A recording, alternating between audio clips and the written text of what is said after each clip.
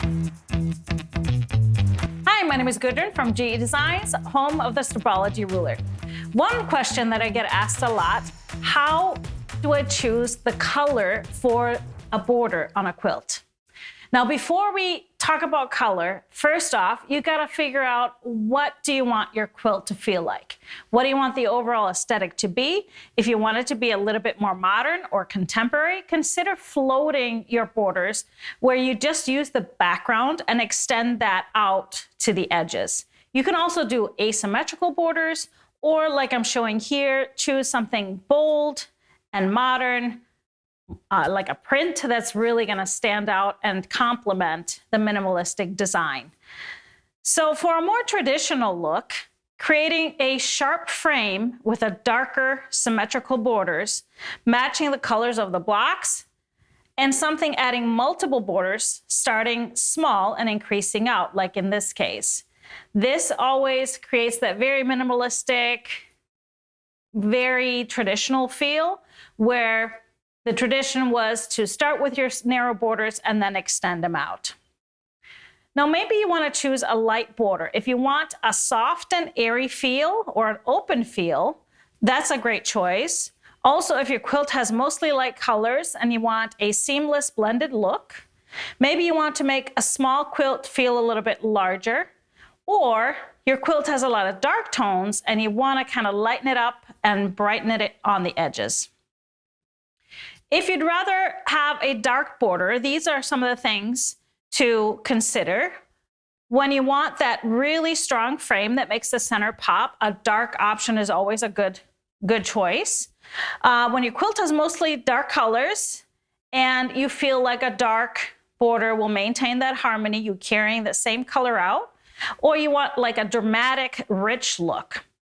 Maybe your quilt is very busy and a dark border in a simple pattern is going to ground the design. So here are some tricks on picking the color.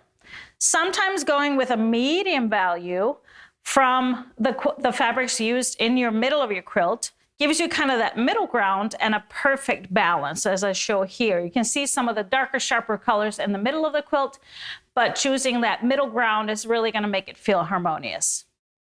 Here's another example where the green and red was so strong in the middle of the quilt that it felt like it would overpower the wide border.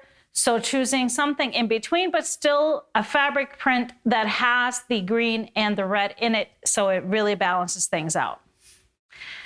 Now, one thing that you can do for choosing a color is echoing a color from the quilt. So find a dominant color throughout the fabrics they use in the main quilt and pull that out to create a cohesive look. You could even add two borders like I did here if you want to feature two of the colors in the quilt, or if the main pattern in the middle is too busy or is kind of busy, a contrasting inner border like I do here, it can really help calm it down and create that separation, which then also connects to the red flowers in that white border fabric.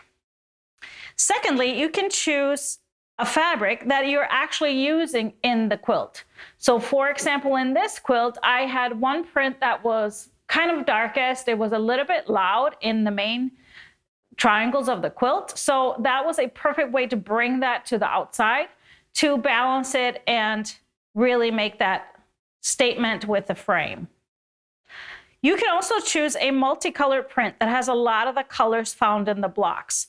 So that will give you a harmonious look again. So you can see that the blocks have all those browns, different shades of blue in there. And so pulling that out to the wide border is really gonna be successful and create a harmonious, really planned out look.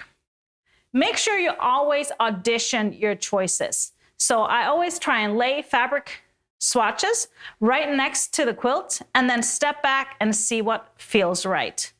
Take a photo with your phone and you can then switch it to black and white to make sure that the contrast and the value of that border is really harmonious. If it's going to be too dark on a black and white photo, that means that the value is really dark if it doesn't match some of the fabrics in the middle.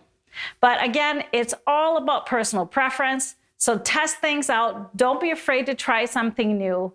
and it's always going to be your quilt, so you never make the wrong choice.